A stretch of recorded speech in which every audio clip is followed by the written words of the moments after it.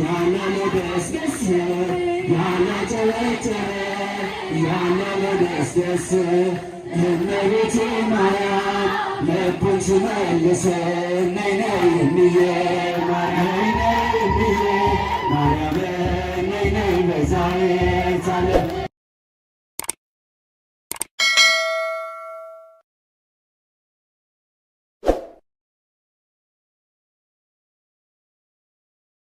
እሺ ስሜ ባለሙያ ስሜ ወንደሰን ተክለማርያም አየለ እባላለሁ። በመንፈሳዊ ስሜ ወልደ ስላሴ ነው የምባለው። እንግዲህ ባለፈው 5 ዓመትና አሁንም በኪዳነ ምሕረት በደጇ አስተባባሪና አገልጋይ ነኝ ማለት ነው። እንግዲህ ወደ ገዳማችን ላይ ብዙ ሰው ይመጣል። አንድም የታሪክ መዳረሻ ነች፣ ሁለትም ደግሞ ምሕረትና ረድኤት የበዛባት ገዳም ነች።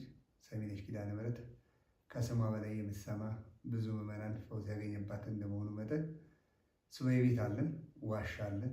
ሙሉውን በሻማ ብቻ እና በጧፍ ብቻ የሚጠቀሙበት ነው። እንግዲህ የሱባዔ ቦታ የምንሰጠው በሳምንቱ 2 ቀን ነው። እሁድ ለሰጠነው እሁድ ማታ 12 ሰዓት ላስገባ ነው። ሐሙስ ጠዋት 3 ቀን ብቻ ነው የሚቻለው በገዳማችን ላይ ሐሙስ ጠዋት ይወጣል ማለት ነው። ማክሰኞ ደግሞ የሰጠነው ማለት ነው ቅዳሜ ጠዋት ይወጣል። ቅዳሜ የሱባዔ ቤቶቻችን ክፍት ናቸው እና ማንኛውም ሰው ከየትም ይምጣ ከየትም ሱባዔ ቤትን ለመግባት ንስሐውን ጨርሶ ፍትሐ ዘወልድ ተደግሞለት የመጣ ሁሉ በገዳማችን ላይ ከእመቤታችን ጋር ተገናኝቶ መልስ አግኝቶ ይሄዳል ማለት ነው። በሚገባ ሱባዔ ቤት አዘጋጅተናል። እንግዲህ ወደዚሁ ገዳም ብዙ ሰው ይመጣል። በእምነቱም የጠነከረ እንደው ስርዓተ ቤተክርስቲያን የሚያልገባው ይመጣልና ሁልጊዜም ስናስተምር እህቶችም ወንዶችም ለቤተክርስቲያን እንደሚገባ ለገዳሙ እንደሚገባ አድርገው ለምሳሌ እህቶችን ብናይ ፀጉር ቂጥ ያላቸው እንደዚህ ዊግ የተሰሩ ፀጉራቸውን ቀለም የተቀቡ ይህ ስርዓተ ቤተክርስቲያን እንዳልሆነ አስተምረን ይህንን በደንብ እናስጠነቅቃለን። ፀጉራቸውን በሻሽ እንዲሸፍኑ፣ እንደዚሁም ስስ ልብስ እርቃናቸውን ሊያሳይ የሚችል ልብስ እንዳይለብሱ እና እንደዚሁም በቤተ ክርስቲያኑ በመቅደሱ ላይ ሲጓዙ በገዳሙ ላይ ሲጓዙ ሁልጊዜም ትምህርተ መስቀል ለብሰው እንዲጓዙ ነው። ወንዶችንም በተመለከተ አጭር ቁምጣ ለብሰው መጓዝ ገዳሙ ላይ መቀመጥም መንቀሳቀስም እንደማይቻል፣ እንደዚሁም ለስርዓተ ቤተክርስቲያን አግባብ እንዲሆን ፀጉራቸውን ተስተካክለው እንዲመጡ እናደርግና ለሁሉ ይህንን መልእክት አስተላልፈን ስርዓተ ቤተክርስቲያን አውቀውት እግዚአብሔር ጌጣቸው እግዚአብሔር ሽልማታቸው መሆኑን አውቀውት ሁሉም የበሰለ እውቀት ይዘው እንዲሄዱ ነው የምናደርገው። እንግዲህ የቆይታ ጊዜያችን ገዳማችን ላይ እውነት ለመናገር ገዳሙ የፈውስ ቦታ ነው። ድንግል ማርያም ቃል ኪዳን ያደረገችበት ቦታ ነው። አንድም ከመጀመሪያ ስነሳ 3 ቀን ከመሃል 7 ቀን እና የመጨረሻው 14 ቀን ነው። ለምን ይህንን ተደረገ በሚባል ሁኔታ ሰው ገዳሟን ለምዷት እንዳይዳፈር በረከት እንዲያገኝ ከድንግል ማርያም ምሕረት እንዲያገኝ እና በዚህ ልክ ነው ይሄ የተደረገውና ሰው ደስ ብሎት ቆይቶ ደስ ብሎት ድንግል ማርያም አድርጋለት ደስ ብሎት እንዲመጣ ነው እስከ 14 ቀን የተደረገው። ሌላው ንስሐ ሰው ወደ ገዳማችን ሲመጣ ቢችል እዛው ባለበት ቦታ ላይ ንስሐ ገብቶ ፍትሐ ዘወልድ ተደግሞለት ቢመጣ ቶሎ መልስ ያገኛል። ነገር ግን ይህን ያላካተቱ ሰዎች ካሉ ሮብና ዓርብ ነው ገዳማችን ላይ ድሃና ሀብታም የሚባል ነገር የለም። ሁሉም እንደኩል ነው። ስለዚህ በዚህ በሁለቱ ቀን ሮብና ዓርብ በሚሰጥ የገዳሙ አባቶች ሁሉም ወጥተው ከሌ ሳይባል በሰልፍ ለእያንዳንዱ ሰው ምንም ክፍያ ሳይኖረው እነሱ ያደረጉት ነገር ለገዳሟ ትልቅ ልማቷን በማሳለጥ እንደዚሁ ለአባቶች ደሞዝ በመክፈል ብዙ ነገር ስላደረገ ለሚመጣው ምዕመን ሰኞና ዓርብ ላይ ትልቅ የንስሐ የሚሰጥበት ቀን ስለሆነ ምዕመናን ወደዚህ የሚመጣ የንስሐ ቀን ይህንን ይመስላል ማለት ነው። እኔ እንግዲህ ወላዲተ አምላክ ፈቅዳ እንደኔ ኃጢአት ሳይሆን እንደ ምሕረቷ ነው እዚህ ቦታ ላይ አቆመችኝና እኔም በረከትን ፈልጌ ምሕረትን ፈልጌ ነው ወደዚህ ቦታ ላይ የመጣሁት።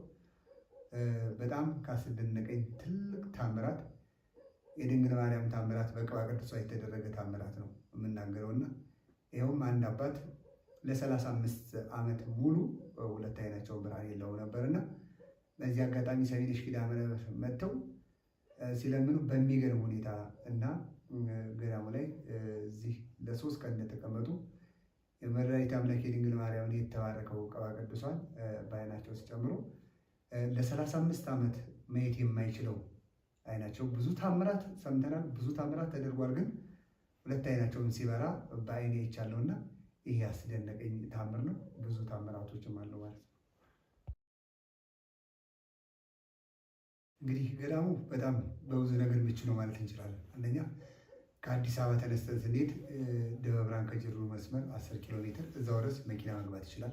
ለህመምተኞችም ቢይዙ ማንኛውም ሰው ቢመጣ ገዳሙ ድረስ ምንም ሳይንገላቱ መኪና መግባት ይችላል። እንደዚሁም በግል መኪና ለሚመጡ ያለምንም ክፍያ መናኸሪያ አዘጋጅተናል። መኪኖቻቸው በስርዓት ተጠብቀው የሚቆሙበት መኪና አዘጋጅተናል። እንደዚሁም ገዳሙ ላይ ያለምንም ኪራይ ያለምንም ወጪ እንዲጠቀሙበት ብዙ አዳራሾችን ዘመናዊ አዳራሾችን ሰርተናል። እንደዚሁም በዚሁ በገዳሙ ላይ ሲቀመጡ የእነሱ ገንዘብ ለገዳማችን ትልቅ አገልግሎት ልማት ሰርቷል እና ሸቀጣሸቀጦችን በአነስተኛ ዋጋ ንዋየ ቅድሳትን እዚሁ ከሌላ ቦታ ገዝተው ሲመጡ እንዳይሰባበረባቸው እንዳይጉላላባቸው፣ ለምሳሌ ጧፍ እንዳይሰባበረባቸው ንዋየ ቅድሳትን አዘጋጅተናል። እንደዚሁም ካፌ በ3 አባቶች እየተባረከ ሁልጊዜ ለብዙ ሰዎች ድነት የሆነ ገዳሙ በአነስተኛ ዋጋ ካፌ አዘጋጅቷል። እንደዚሁም ንጽህናቸውን ለቤተክርስቲያንም ለራሳቸውም እንዲጠብቁ 5 የሴት ሻወር ቤትም 5 የወንድ ሻወር ቤትም አዘጋጅተናል። እንደው ምዕመናን ከቤተሰቦቻቸው ርቀው መጥተዋልና ስልኮቻቸው ባትሪ ቢዘጉ እንደዚሁ የሞባይል ቻርጅ ማድረጊያ ቦታ አዘጋጅተናል። ረጅም ርቀት ሄደው እንዳይጓዙ መንገድ እንዳይመታቸው ውሃ እዚሁ ገዳሙ ላይ ከረጅም ኪሎ ሜትር ላይ መምጠተን ለጸበልተኛው የሚሆን ለመጣው እንግዳ የሚሆን የሚጠጡት ውሃ አዘጋጅተናልና እንደ አጠቃላይ ገዳሙ ለሚመጣው ሰው ምቹ ከምቹም በላይ ስለሆነ ይህንን አዘጋጅተናል። እሺ የምናስተላልፈው መልእክት ምንድነው? ትልቁ ነገር ቀደም እንደተናገርኩት ወላዲተ አምላክ በጎነት ጠርታን ኃጢአተኝነታችንን ሳትቆጥር በምሕረት አደባባይ ያቆመችንና ማንኛችንም በማንኛውም ስራ ነው ምንም እንሁንና ይህንን መልእክት የምታዳምጡ ህዝበ ክርስቲያን በሀገር ውስጥ በውጭም ያላችሁ ሁላችሁም ሰሚነሽ ኪዳነ ምሕረት ከነስሟ በላይ የምትሰማ ታሪክ የምታደርግ በኑሯችሁ ያዘናችሁ እየሰራችሁ የባከናችሁ በረከት ያጣችሁ በጠቅላላ ላይ እውነት ኑ ድንቅ ታምር የሚደረግባት ስለሆነ እንዳጠቃላዩ ገዳሟ በቃ ለምትጠቀሙበት ነገር ምቹ ቅርብ ከአዲስ አበባ ቅርብ መሆኗ የመናኸሪያ መኖሩ አገልግሎቱ ሰፊ መሆኑ ምንም አይነት ነገር ገዳሙ ላይ ክፍያ ለማውጣትን ተመለከተና ለህዝቡ ገዳሙ የሚያደርገው በረከት እንደዚሁም እሑድ በሚደረገው ጉባኤ ላይ መስቀል መታሸቱ ብዙ በረከት ያለባት ቦታ ስለሆነች ሁላችሁም ወደዚህ ቦታ ላይ ብትመጡ በረከት ታገኛላችሁ። ድንግል ማርያም ትባረካችኋለች። አንድም ደጇን የረገጠ 12 ትውልድ ይማርለታልና የድንግል ማርያም ቃል ኪዳን ይረዳቸዋል ነው የምንለው። አመሰግናለሁ።